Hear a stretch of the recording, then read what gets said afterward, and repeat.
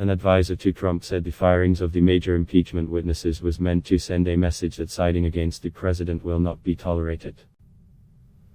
Flushing out the pipes, the advisor told CNN. It was necessary. Vindman was pushed out of his role Friday months earlier than expected, according to a statement from his attorney. Vindman was not slated to leave until July, but had been telling colleagues in recent weeks he would likely leave soon. Sondland said in a statement Friday that he is being recalled from his post. I was advised today that the president intends to recall me effective immediately as United States ambassador to the European Union, Sondland said. I am grateful to President Trump for having given me the opportunity to serve, to Secretary Pompeo for his consistent support, and to the exceptional and dedicated professionals at the U.S. mission to the European Union. I am proud of our accomplishments. Our work here has been the highlight of my career. The dismissals appear to be retribution for Vindman and Sondland's explosive testimonies to the House impeachment probe late last year, both of which were done under subpoena. The duo gave some of the most damning testimony to House impeachment investigators during last fall's public hearings and quickly became targets for Trump's supporters, both inside and outside of government. The firings come 2 days after the Senate voted to acquit Trump on 2 articles of impeachment in votes that were largely along party lines. Trump had continued to fume privately about Vindman's testimony during the impeachment inquiry and foreshadowed his dismissal earlier Friday. Well, I'm not happy with him, Trump said. Do you think I'm supposed to be happy with him? I'm not. Sondland's ties to the White House and Trump had deteriorated since his testimony. A person familiar with the situation says Sondland's ties to the White House and Trump had frayed badly since he testified last year. He once had Trump effectively on speed dial, or the presidential equivalent of it, but since his appearance he hasn't spoken with Trump. He was also pulled from overseeing the Ukraine portfolio, which wasn't directly related to his position as U.S. ambassador. Vindman dismissed Earl Vindman, a decorated veteran who was born in Ukraine, was escorted out of the White House by security and told his services were no longer needed, according to his lawyer, David Pressman. Pressman said in a statement that it is clear he was fired for testifying in the impeachment probe. There is no question in the mind of any American why this man's job is over, why this country now has one less soldier serving it at the White House, Pressman said. Lt. Vindman was asked to leave for telling the truth. His honor, his commitment to right, frightened the powerful. He added, truth is not partisan. If we allow truthful voices to be silenced, if we ignore their warnings, eventually there will be no one left to warn us. His twin brother, L.O. Yevgeny Vindman, a National Security Council attorney, was also fired, suddenly and with no explanation, despite over 2 decades of loyal service to this country, Pressman said, and walked off the White House grounds alongside Alex Vindman. Yevgeny Vindman had never testified or spoke publicly about the Ukraine saga. He deeply regrets that he will not be able to continue his service at the White House, Pressman said in a statement. Before the impeachment inquiry was launched, the Vindman brothers often arrived at work together. National Security Council spokesman John Elliott said, "We do not comment on personnel matters." Vindman is expected to return to the Pentagon, though it's still unclear what his assignment will be until he's expected to attend War College this summer. We welcome back all of our service members, wherever they serve, to any assignment they are given, Defense Secretary Mark Esper had said Friday when asked about Vindman's expected ouster. We can confirm that both L.O.'s Vindman have been reassigned to the Department of the Army. Out of respect for their privacy, we will not be providing any further information at this time, an Army spokesperson said. The Vice Chairman of the Joint Chiefs of Staff, Gen. John Hyten, told CNN that it will be up to the Army to determine where Alex Vindman goes next. But I'm sure there's still room for his talents in the United States Army, it's just not in the current job, he said. While Vindman had only learned from news reports late Thursday night of the potential White House plan to fire him, he'd been steeling himself for this moment since he testified in Trump's impeachment hearing in November, according to a source familiar.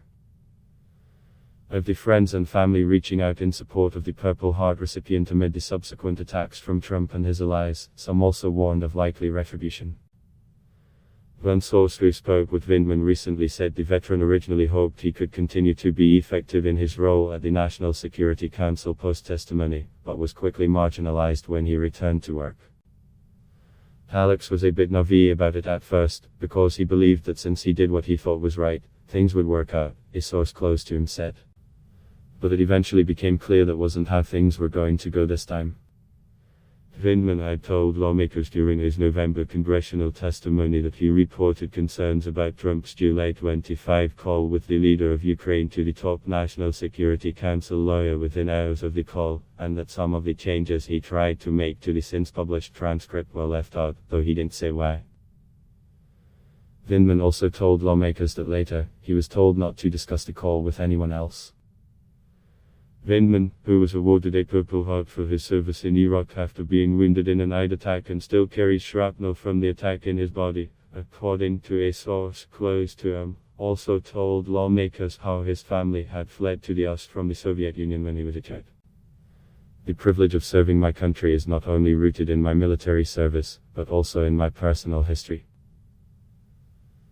I sit here as a lieutenant colonel in the United States Army, an immigrant, he said. My family fled the Soviet Union when I was 3.5 years old. Upon arriving in New York City in 1979, my father worked multiple jobs to support us, all the while learning English at night. He stressed to us the importance of fully integrating into our adopted country. Vindman served multiple overseas tours, including in South Korea and Germany in addition to his deployment to Iraq, according to his prepared remarks. But now the intense and public backlash from the president and his supporters has put Vindman's future in the military in question. If Alex could stay in the army forever, he would. If he could go continue his career without the impeachment testimony following him around for the rest of his life, he would. But it's not clear he can, said a source familiar with the situation. Sondland connected Trump to quid pro quo. Sondland's dismissal comes nearly 3 months after he connected Trump directly to the quid pro quo, trading Ukrainian investigations into Trump's political opponents for official actions, including a White House meeting, during damning testimony before House impeachment investigators. Sondland, a political appointee and hotel magnate with no background in government before joining the Trump administration, testified in November that he was working with Trump's attorney Rudy Giuliani on Ukraine matters at the express direction of the President of the United States. He also recounted several conversations between himself and Trump about Ukraine, opening 2 investigations, one into Burisma, a company where former Vice President Joe Biden's son was on the board, and another into conspiracies about Ukrainian meddling in the 2016 US election. Everyone was in the loop. It was no secret. Everyone was informed via direct email on July 19, days before the presidential call, Sondland said. While Sondland said Trump had never expressly told him that US military assistance was contingent on Ukraine announcing investigations into Burisma and the 2016 election, the ambassador said he was under the impression that, absolutely, it was contingent. Though the new comments corroborated testimony from other witnesses and contradicted Trump, who had said all along that there was no quid pro quo with Ukraine, he didn't go as far as some of the other witnesses in his statements. Sondland said Trump withheld a White House invitation from the new Ukrainian president, Volodymyr Zelensky, until Zelensky announced the investigations. Other witnesses testified that US military assistance was also part of the quid pro quo, but Sondland said Trump never mentioned the foreign aid component. Still, the testimony ruined Sondland's standing in Trump's orbit. Sondland was a dead man walking, a current US official told CNN. We all knew it was coming and it was going to happen fast, it was just a question of when Trump was going to do it. Even other US ambassadors who were appointed by Trump and had been close to Sondland tried to maintain an arm's length distance from him, knowing that Trump had turned on him, the official said. A source close to Sondland told CNN, there's no other job for him in the Trump administration. He had resisted resigning, a source familiar with the situation told CNN. In Brussels, a diplomatic source told CNN that Sondland had seen his status diminished in the eyes of his diplomatic counterparts. They want to work with someone who has proximity to the president, and after Sondland testified, it was clear he didn't, the source said. Sondland, who was confirmed to the ambassador role in June 2018, has been a player in Republican politics for a number of years but wasn't always a Trump supporter. During the 2016 election, he donated to Jeb Bush's presidential campaign and to the former Florida governor's super PAC, fake filings show. After Trump locked up the nomination, Sondland, a frequent donor to the Republican National Committee, joined Trump and the aunt's joint finance operation, and eventually donated $1 million to Trump's inaugural committee through 4 limited liability companies, according to the Center for Responsive Politics. Sondland was previously the founder and CEO of the Provenance Hotels chain, which boasts 19 hotels across the country. This story has been updated with reaction and further details. CNN's Kylie Atwood, Manu Ryu, Zachary Cohen, Ryan Brown and Barbara Starr contributed to this report.